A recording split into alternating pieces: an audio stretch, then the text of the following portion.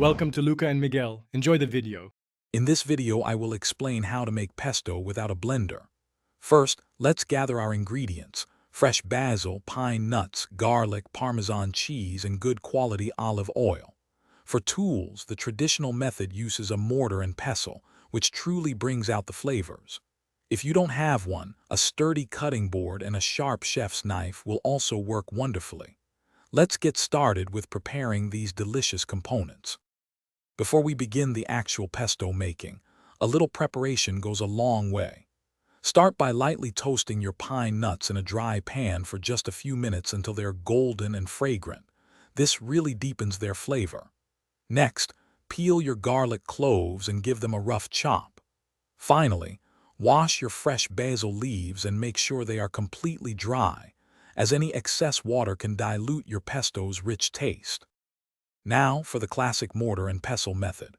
Begin by adding your garlic and toasted pine nuts to the mortar. Grind them firmly until they form a coarse paste. Then, add your basil leaves in small batches, crushing them against the sides of the mortar until they release their vibrant oils. Finally, slowly incorporate the grated Parmesan cheese and a steady stream of olive oil, stirring until you achieve your desired consistency. This creates a truly authentic pesto. If you're using a knife, start by finely mincing the garlic and toasted pine nuts together on your cutting board until they form a paste. Next, gather your dry basil leaves and chop them very finely, using a rocking motion with your knife until they are almost a paste.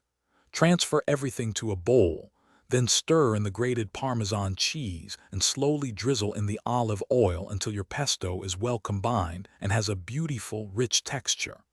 Enjoy your homemade, blender-free pesto. Thanks for watching and please subscribe. It's the best investment you'll ever make.